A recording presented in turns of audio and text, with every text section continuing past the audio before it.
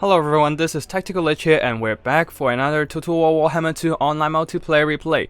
After that Slayer stream from Friday, we're back for some Lizardmen action versus the Beastmen. Yes, we have both DLC factions right here, and today we'll be bringing the Lizardmen Air Corps.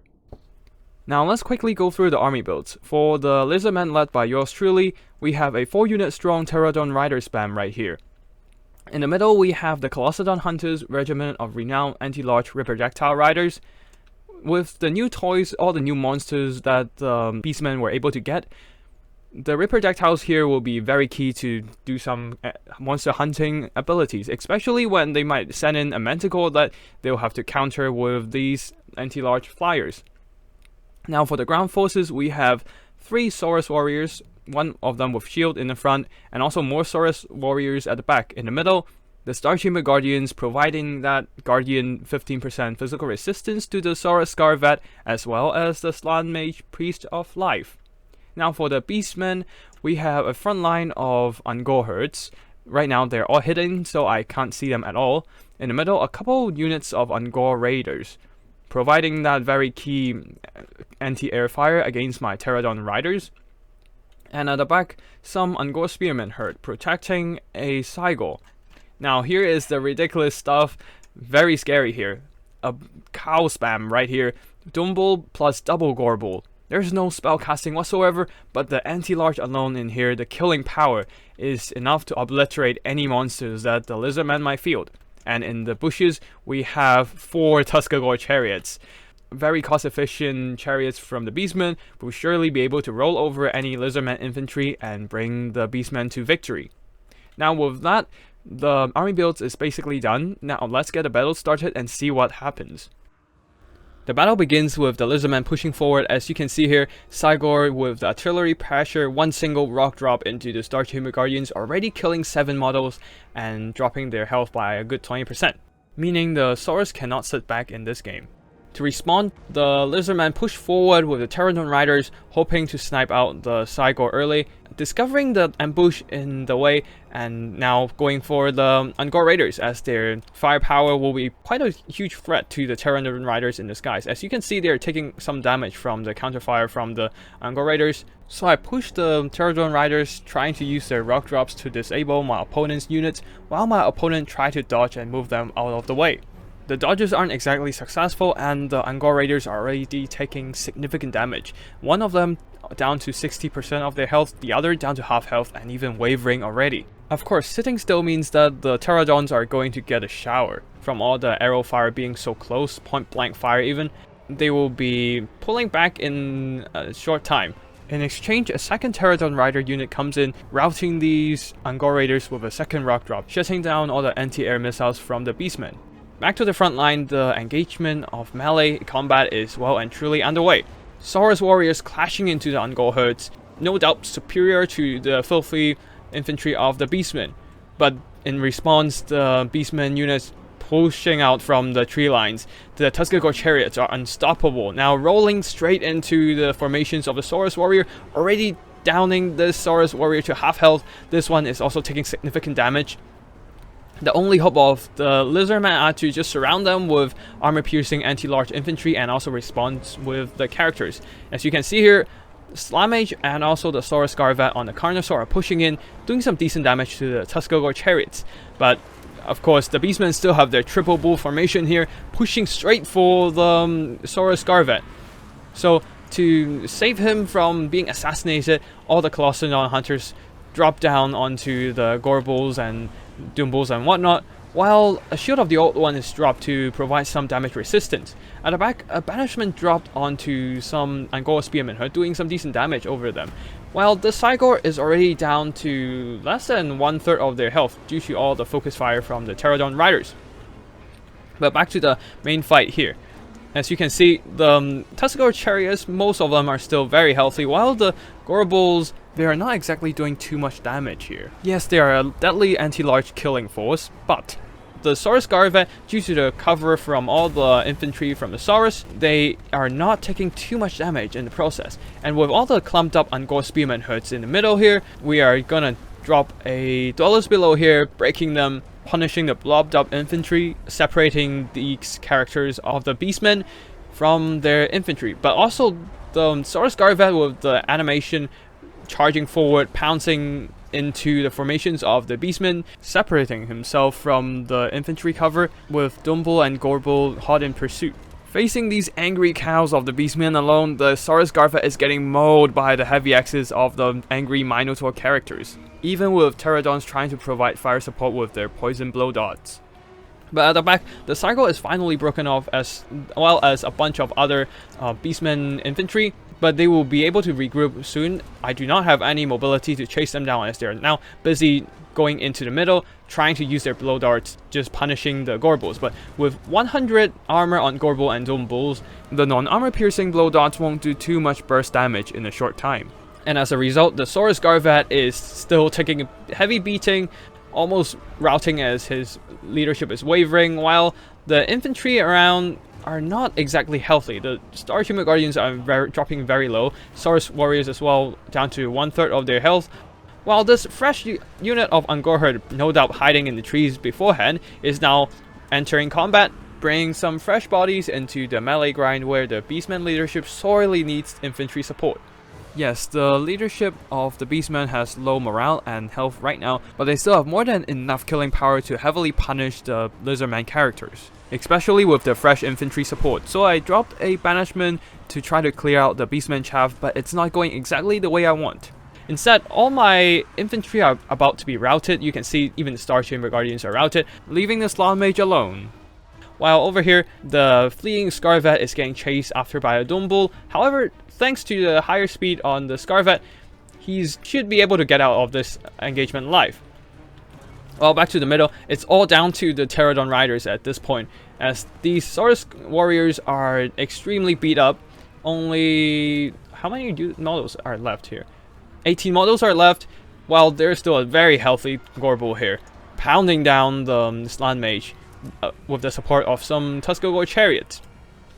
And in the fringes on the far sides, there are still more Angorherds recovering from their routes, now going straight for the middle engagement, trying to support their leadership. And yeah, all I have are these Terradon Riders to maybe stop them. Thankfully, some of these Tuskegore chariots are broken.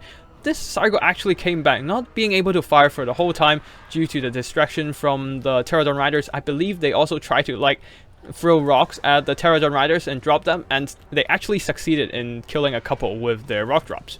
And now some regrouped Terradon Riders are now going after the Cygor, and this one valiant Terradon Rider attacking the Cygor. Well, the Cygor is wavering for sure. Can he break him and shatter him? And yes, he did. This is some David versus Goliath stuff here. Now again, let's go back to the main fight. The engagement is not exactly favorable for the Saurus, because Slaughter Mage Priest of Life, despite being a thick boy and also having a lot of HP pool for a Caster Lord, he's still fighting against a Gorble after all, so he's taking significant damage, dropped some healing on himself and the units around him, as well as that Shield of the Old Ones to provide some damage resistance, so they barely managed to hang on in the middle of the bluff fight. And with all the regrouping Saurus Warriors, the Lizardmen managed to regroup all their forces and emerge victorious from this melee grind.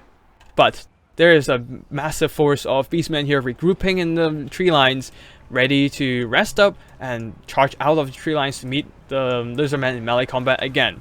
With all the Tuskegore chariots surviving from the earlier onslaughts, 2 models on this one, 2 models on this one as well, and also some decent number on the Angorherds, this will still be a tricky scenario, as I have nothing to stop these Tuskegore chariots. They can just punch through, especially considering I only have Saurus Warriors with shields and only, well, 10 Star Chamber Guardians. But thankfully, we have our Saurus Garvet returning from routing. Yes, his leadership is a bit shaky, but with some healing from the Slant Mage, he should be in fighting shape in no time. But as we try to regroup with the Saurus Garvet, we ran into quite a huge mistake here. The infantry blob is now separated from the Slant Mage as well as the Terradon Riders. Without any mass in the blob, Tuskegore chariots are able to rush straight into combat, rolling over these Saurus infantry, while these Terradon Riders got caught up on all the elite warriors of the Beastmen, Gorble and Dumble, going on a rampage here. A clutch regrowth is dropped on the Saurus Scarvet, providing that emergency healing and vigor refresh, and with one single charge, Gorbel is dropped.